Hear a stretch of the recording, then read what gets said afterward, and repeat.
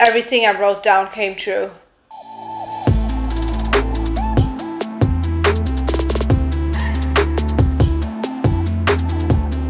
Hey, what's up guys, it's Sarah. Let's jump right into the topic of scripting. I'm sure you heard of it already, but for those of you that haven't yet, I'll give a short explanation.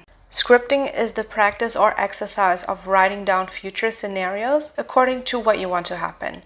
The idea is that what you're writing down will eventually happen. Scripting can be done just once for a scenario or on a repeated basis. And usually lots of details are included when scripting. So one of my favorite scripting stories goes all the way back to the year 2000. I was a young teenager. I just got into spirituality, metaphysics, and other stuff. And the funny thing is that back then when I did this, I was not even aware of what I was doing at all. During this time, I had these little notebooks with my girlfriends and we were just writing each other letters. Remember, this is way before any of us even had the internet. And it was kind of our way to write each other longer messages, and it was mostly this usual stuff that you would expect from a teenager, you know. Anyways, I had kept some of these letter notebooks. I moved to New York City in 2012, and as I was clearing out my apartment in Germany, I went through my memory box and I found one of those. I began reading, and one thing really caught my attention. It was this exchange of my friend and I, and we were describing our future lives. I wrote down that I was living in NYC and other stuff, and that I was a model in New York and all of that. And you know, here I was preparing to move to New York City, clearing my apartment and reading that I wrote this 12 years earlier. And a disclaimer, I briefly did model for a little bit when I first got here, did some fashion week stuff, but overall I wasn't very successful in it. But also I did not write that I was a successful model. This is your reminder to be specific. And of course now you would think that I had always planned to move to New York, so therefore it's no surprise, but that's not true at all, because the years before I had completely different places in mind for myself. And you know, I did think of moving to the States eventually because I've always been a dual citizen and I've always been an American citizen, but not directly after school. And like after school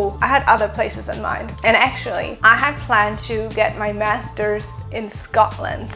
And you see, I mean, Scotland, New York City, really? Can you imagine? So my decision to move to New York City happened spontaneously after doing a 3-month internship in New York. And that was early 2012. And I almost didn't go because I was also accepted into an exchange program to study in Shenzhen, China. I mean, I'm sorry, I just gotta laugh about that. China, Scotland, the universe is truly funny sometimes, right? So yeah, that's one of my favorite stories, and I just feel like I started calling this into existence all these years earlier and I was totally unaware of this. Let me tell you some more stories where I intentionally scripted something. For example, one of them was my apartment that I've been living in since 2016, and it was a total result of scripting. I wrote down a list where I included everything from, you know, the neighborhood I wanted to the view I wanted, rooftop, the layout of the apartment, how the windows would look, what I was willing to pay. I even wrote down what I was willing to pay to get the apartment, including like a broker or whatever, and I wrote down an amount that's exactly the amount that I ended up paying. Another funny thing is, without giving out my address here, let me just tell you that my building number and my zip code include the numbers 111 and 333. It just felt like the universe saying, here you go girl, just so you know, this is definitely a manifestation. We're gonna give you a place with those repeating numbers to make it more obvious. And then of course I had a lot of other stuff come true that I wrote down, from, you know, monthly incomes to lifestyle, traveling places I wanted to go to. And last night when I was thinking of this video, I grabbed one of those notebooks and I recognized so many of those things. That was kind of cool. And one thing that really tripped me out was someone that I didn't hear from for years. I had scripted out a text that I wanted to receive from that person, and I've totally forgot that I even did that. And you know, weeks ago that person reached out to me, and this person wrote almost the exact same words that I wrote down. It was about 90% the words. Well, I hope that my stories so far have at least convinced you to try it out if you haven't yet. So why do I think that scripting is so powerful? I believe that, you know, obviously the written word has some serious power, and anything that is important is always written down. And contracts are of course in writing, keep records, right? And as far as manifesting, you know, during the process of scripting, you're kind of forced to really think of the details of how something would play out, and you really mentally go through those scenarios, and that makes you also feel into this naturally. And you know, your brain is going to start to create images, and as we know, that is extremely powerful, especially the feeling part. That is one of the main things. You know, it really gets you into this state of how this would feel like if it was manifested. So that's what I believe makes it so powerful. But you know, those things are not always fast. Some things can be fast, but depending on where you are in life and what it is that you're writing down, you know, sometimes it can be like what happened to me with that text. You know, years later, I didn't even remember I did that. Then I read this and I'm thinking, oh my God.